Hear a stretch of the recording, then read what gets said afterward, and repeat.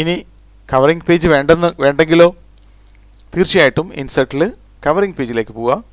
താഴെ കാണുന്ന remove current cover page എന്നുള്ളത് ക്ലിക്ക് ചെയ്യാം.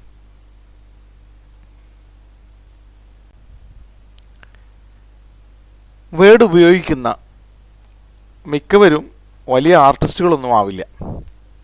ഒരു കവറിംഗ് പേജ് നിർമ്മിച്ചെടുക്കാൻ ചിലപ്പോൾ വല്ലാതെ കഷ്ടപ്പെടുന്ന ഒരവസ്ഥയും ഉണ്ടാവാം. എന്നാൽ വേർഡ് തരുന്ന ഒരു ഓപ്ഷനാണ് കവറിംഗ് പേജ്. ഇതിലൂടെ വളരെ പെട്ടെന്ന് യാതൊരു ഡിസൈനിങ് ധാരണകളും ഇല്ലാത്ത ഒരാൾക്ക് പോലും ഇൻസ്റ്റൻ്റായിട്ട് ഒരു പ്രൊഫഷണൽ രീതിയിലുള്ള കവർ പേജ് തയ്യാറാക്കാൻ 1-2 ക്ലിക്കുകൾ മാത്രം മതി. ഇവിടെ നോക്കുക, കവറിംഗ് പേജ് എങ്ങനെ ഇൻസെർട്ട് ചെയ്യാം. ഇതിനായിട്ട് ഇൻസെർട്ടിൽ ക്ലിക്ക് ചെയ്യുക. അതിനുശേഷം ഏറ്റവും അറ്റത്ത് കാണുന്ന കവർ പേജ് ക്ലിക്ക് ചെയ്യാം. ഇതിൽ നിന്നും നമുക്ക് ആവശ്യമായിട്ടുള്ള ഒരു കവറിംഗ് പേജ് സെലക്ട് ചെയ്യാം.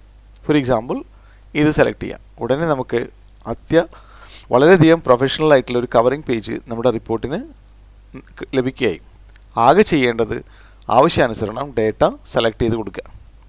അതിനുശേഷം ഇവിടെ ഡോക്യുമെൻറ്റിൻ്റെ ടൈപ്പ് ചെയ്ത് കൊടുക്കുക.